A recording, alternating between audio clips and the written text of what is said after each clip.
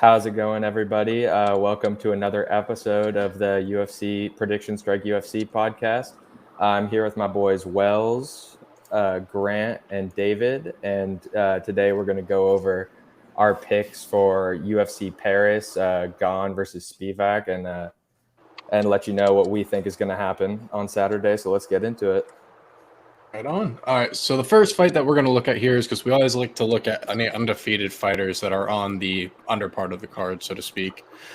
So the first guy we have here is Farid Basharat, which we're seeing already a little bit of price movement going into, sitting at $1.50 against Clydeson Rodriguez. I'm not entirely sure if he's IPO'd yet or if he's on the site, but we will find out just now. He is there. He's about half the price, so you are taking on a little bit of a risk profile of Farid Basharat.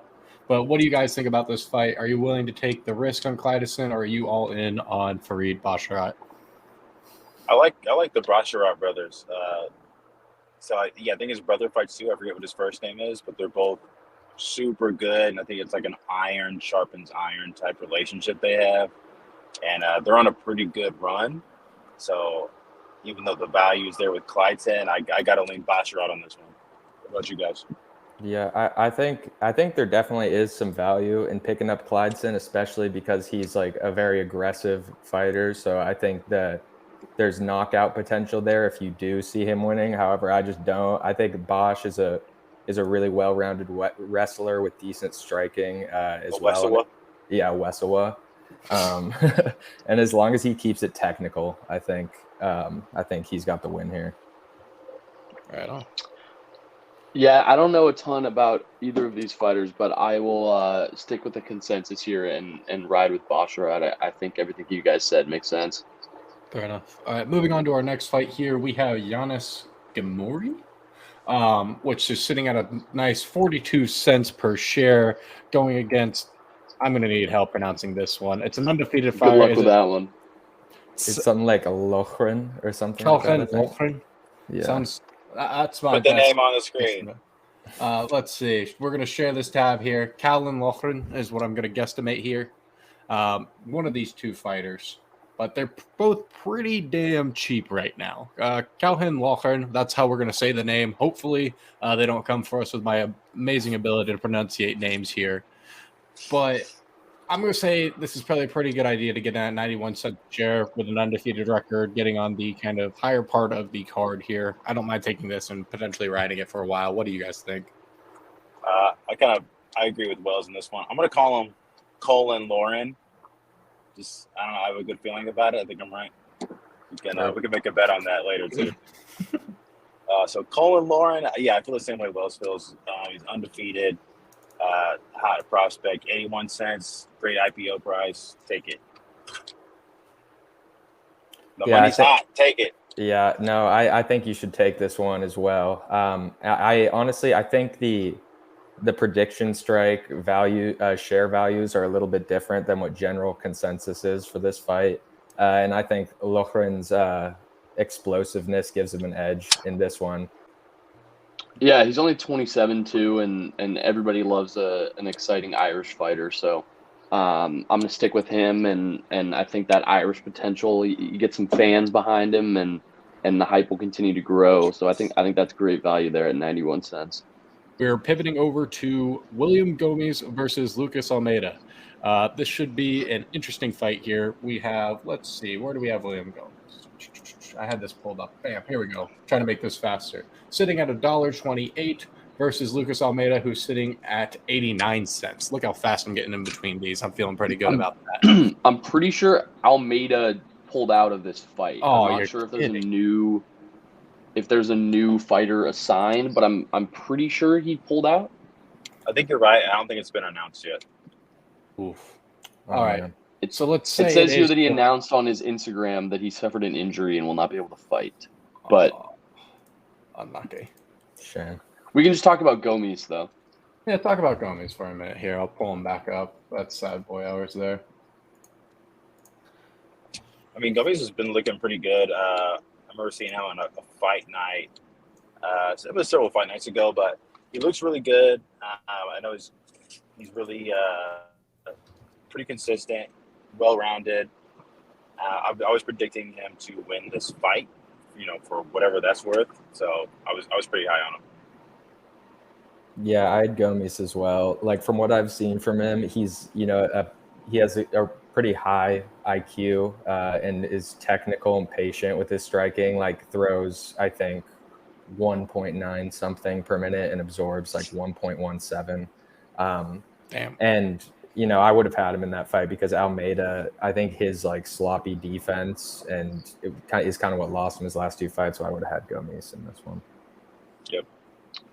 Yeah, Gomes only 26. He's coming off of a win. Only two of them have been in the UFC, but he's definitely put together a decent body of work. He hasn't lost since 2018. So, yeah, it's been 5 years. So he was 21 when he last lost, and now I think, like Jackson said, he's more mature and he's willing to pick his spots and when to strike and when to play some defense. So, yeah, I would have leaned Gomes as well. He might get a new fight that makes it a little more challenging, but for now, I'm pretty high on him. I think that price has potential to grow as well. So wait, kind of going Also, back to a home Jack crowd advantage. We haven't really Sure. talked about that yet, but we picked the Irish guy last fight, but here I think having the French crowd behind him will probably be helpful. Interesting. I like what Jackson was saying about the significant strikes per minute or whatever it was. Could you kind of like elaborate? Because you've been pretty sharp as a race. You and David have been pretty hot. David on Instagram going, I want to say, was 7 for 7. You were something like, I want to say like 14 out of your last 18 have been right. That's pretty damn good, to put it lightly. So what kind of statistics are you really looking at when you're looking at evaluating these fighters? I know there's also like a little bit of a story you can go with for like kind of what their background is and like why they potentially win this fight. But like seeing that much of a strike significance does kind of stick out to me as something to really dive into. Yeah, I mean, it's for me that particular statistic is really important in this fight just because, well, it would have been like with what I was looking into with Almeida because he lands and absorbs 5.29 strikes and has 45% striking defense, and he's kind of an all-action fighter. I just thought his defense would have contributed to a loss for him against Gomes, who has a high fighting IQ, is experienced, and well, he's the younger fighter actually, but he has a high fight IQ from what I've seen. He's a BJJ black belt. I think he would have got the win there. Interesting. All right, moving on to the next fight, we have. Let's see, it's this one. Nope, I had these put up for us to make it easier. There we go. Volkan Ozdemir versus Bogdan Guskov. I probably mispronounced the hell out of those names, but it's still kind of a big kind of price differential. We got Bogdan just IPOing as of recent in the past week, and then Volkan is looking like a buy the dip kind of opportunity, but the prices still seem to be fairly wide apart. Which way are you kind of leading on these fights? Neither one of them is from France in this area. I find it interesting that we have like Volkan is apparently like Swiss, it looks like on here, like ESPN, but like on Prediction Strike, he's got American flag behind him, so kind of memes there. But what are your thoughts ahead of this fight? Yeah, I think he does fight out of Switzerland. I know he trains with Hamzat Chimaev, and yeah, he's really good. I think he's had a little bit of a weird, awkward period in his career. He was fighting top tier guys for a minute, and then he's had a couple hiccups. I don't think he's played out at all, and I gotta lean Volkan Ozdemir here. I'm gonna ride the buy the dip train on this one. Yeah, Ozdemir's fought some dogs in his career. He's fought about everyone in the division at some point. Bogdan, I think this is his first fight in the UFC, but in his career fighting, he's finished every win he's ever had. He's lost once, and then everything else has been mostly knockout by punches. I think this could be a fun fight. It could be a fight of the night potential just because it seems like this guy's going to come out there and just throw some punches and see what happens. So, I mean, if he connects with something, it seems like he has that kind of power. So you never know, but I will lean with the experience here, and I'll take Ozdemir. Okay, I think I'm going to go with Guskov here. It'll be definitely his toughest fight yet for sure. I mean, he's going up against a veteran kickboxer who, as Grant said, has kind of gone through the division. But I just think he's the more dangerous striker. He's coming off of an impressive four fight win streak. He's a contender, so I'd love to see his price rise, or a new contenders, not a new So yeah, I got Guskov here. This is a betting contender for me and Jackson now. Yeah. Breaking news. Yeah, I had to throw one on there. Well, I'm going to follow Jackson on this one for the gits and shiggles here and just to kind of add some more chaos. Now, moving on to the next fight here, I actually this is a fight that I'm very excited for. We have Thiago Moises, who's the consensus kind of underdog here, versus somebody I'm very, very high on as not a prospect, but a fighter in general, is Benoit Saint-Denis. He's a former French military, if I remember correctly, and not just French military, like their version of the Navy SEALs. Which to me is just screams badass. It has no type of quit in him, so you already can tell where I'm leaning on this fight. I'm not going to change my opinion, even though, who knows, maybe Jackson or David or Grant has some sort of statistic to be like, actually, you're an idiot, and you end up going the other way. But let me know what you guys think on this particular fight. Okay, well, first of all, French Navy SEALs, I don't know what their training is compared to American Navy SEALs, so I don't know if it's the same qualifications. I hope it is, but I do like him. I've seen him fight before. Hard for me to bet against Thiago Moises.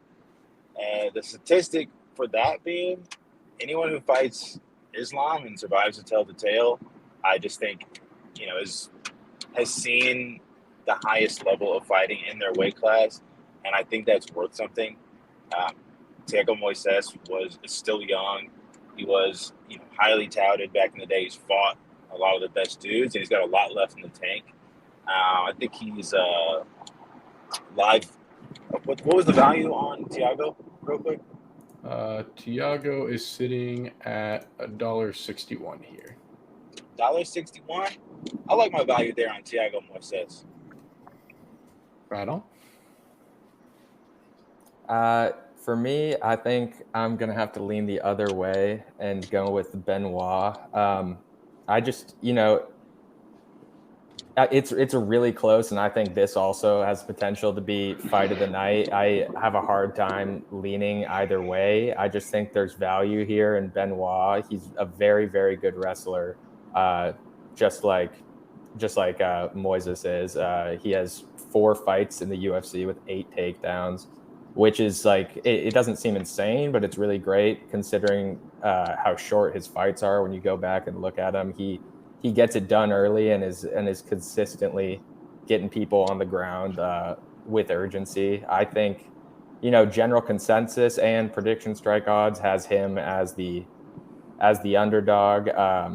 I think there's value here in submission, so I'm going with Benoit.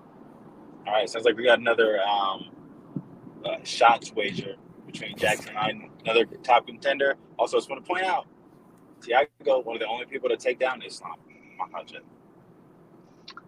This is true.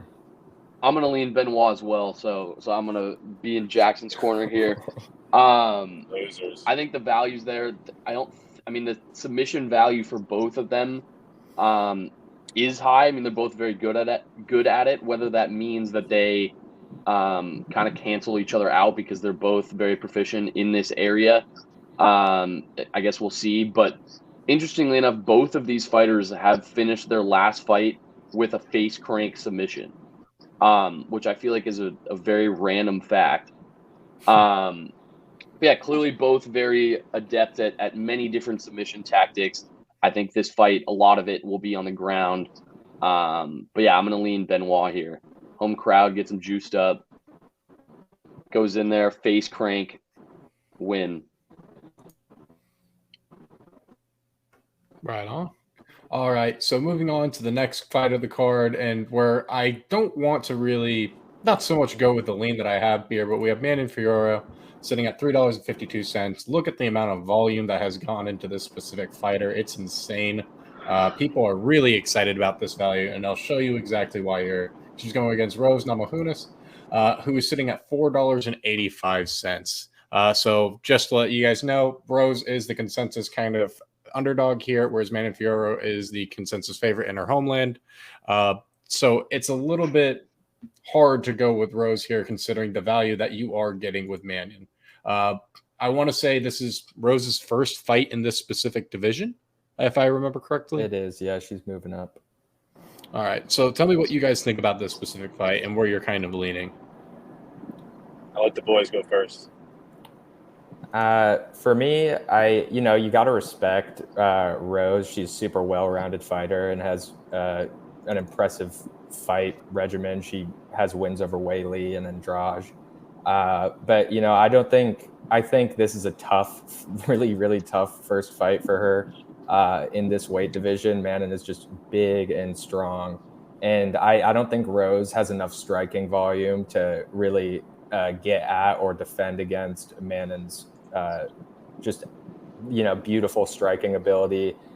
She throws 7 significant strikes per minute, where Rose throws 3. I think she's going to get overwhelmed here, and Manon's going to take it in her home country. You think by knockout with that amount of strike differential? Yeah, for sure. Yeah, I'll agree. I mean, Rose has beaten just about everyone in her division, but I think going up is definitely going to be challenging. We saw in Rose's last fight, she had a tendency to not throw punches sometimes, and I think that strike disparity could really get out of hand here. I mean, she could catch her with something like a kick that she hit Weili with, and we could see a completely different outcome here. But I think just based on the consistent output, I will lean Manon on this one. Okay. It was Rose's last fight. Was that Carlos Barza? Yeah. Okay. I'm gonna have to disagree with everyone here. Rose Namajunas, she's training at elevation with Justin Gaethje, a lot of times with Kamaru Usman as well. And those guys, even if they're pulling their punches, that they hit hard. She's going with really tough dudes. Her coach, also husband, Pat Barry, I think they're going to be coming out with a point to prove in this 125 division. Furrow. She is a good striker, not a good wrestler at all. I think they're going to exploit that. I think Rose is a better striker even. And I think she's going to pull a pretty extravagant win here. Prediction Strike here. We've been running this podcast for a few weeks now. This will be a weekly thing here. And we just recommend you download and subscribe to our channels. Prediction Strike is the stock market for athletes from the UFC, the NBA, NFL, World Soccer, and the MLB. It's a great place for long-term investing, and it's a great alternative to any short-term wagers you would place. So if there's a fighter or any athlete that you see with long-term value, Prediction Strike is the place to do that. All right. Also, I think Jackson and I have our official shots wager right there with Rose. Yeah, I would love for that to be the case. I'm pretty confident. Throw Benoit there too. Yeah, let's do the Benoit one too. We're doing both. Okay. We could do. Yeah, we could make like a. I don't know. Do maybe 3 of them if you want to do it in that sense. Like maybe you'll do the Ciryl Gane versus Spivac fight. I don't know where your guys' leans are on that one. Let's see where we stand there. Okay, let me hear what David has to say about this one. All right. Now that we've kind of got that settled a little bit, we're going to be moving into our final fight of the card here, the main event, in which we have. Let's see if I can get the right tab here. There we go. Ciryl Gane versus Sergey Spivac. Where you're seeing the value at Sergey Spivac, even though he is a consensus kind of underdog here, versus Ciryl Gane, who is about $4 per share. So where do you guys kind of see this fight? Do you believe that Ciryl Gane just had one bad match against the greatest of all time, or are you siding with a downtrend and going with Sergey Spivac for the value that he potentially brings in this specific fight? This one is tough. Sergey is super good wrestler. He's not had the same level of competition as Ciryl Gane. And obviously Gane, his 2 big losses are obviously John Jones, and then when he got randomly wrestled by Francis Ngannou. So that's a big red flag. But I do think he's learning from those experiences. I think that highlighted a huge hole in his game. I think the UFC is testing him. This is the test. And I don't know why. I think he passes this test, so I think Cyril Gane takes this win. You think Gane takes the win? I do. I don't. It's against my normal prediction would be, but I'm feeling something in the air for this one in Paris or in France. I mean, I think I'm going to lean the same way as you. I think I also am feeling just something in the air about Gane, like just coming in there and clobbering him. Like I think Spivac is going to be dangerous in a tough matchup, considering like we know now that Gane can be taken down after Ngannou, after Jones. We've seen that he can be taken down, so it's kind of sus. But there are certain things in Spivac's game that kind of are holes to me. Like when you look at his 5 takedowns per 15 minutes, like at first that sounds like, whoa, that's insane. But it's like you shouldn't be having to take someone down 5 times in 15 minutes. Like they shouldn't be able to get back up that easily. I got Gane here. Yeah, I'm gonna lean Gane as well. I think Spivac has some potential to grow in the future. I mean, he's only 28, but he's just fought a different class of fighter than Gane. He has fought a lot of the dogs in this division that, I mean, they can hit hard and they'll come out and throw every punch in their arsenal in the first 3 minutes. I mean, he beat Tuivasa, he beat Derek Lewis. But I think, I mean, Gane showed he's a different level to those guys last time in France. When you actually muted yourself there, it looks like. I mean, he dismantled Tuivasa the last time he was there, and I think Spivac is just not used to the technical level that Gane has shown he's capable of. I also think he's definitely been training wrestling. I saw a video of him training 2 days after that Jones fight, and I mean that had to have been an embarrassment for him. So I'm sure he's putting everything into that, and he will refuse to go down like that ever again. So I expect him to be much improved in that area. Word. Well, I'll be the idiot, and I will take Sergey Spivac for the fun of it, because why not? Go against consensus here, even though I know I'll be losing a little bit on my portfolio, but who knows? Maybe it'll be a big gainer at the same time. All right. Well, that's all we really have for you at Prediction Strike here today on this UFC pod. Tune in. We were just about to drop last week's fantasy football episode because I'm an idiot and I'm just super slow on posting things on YouTube occasionally. Fortunately, we have Grant back, who's able to get things done a lot more efficiently and quicker.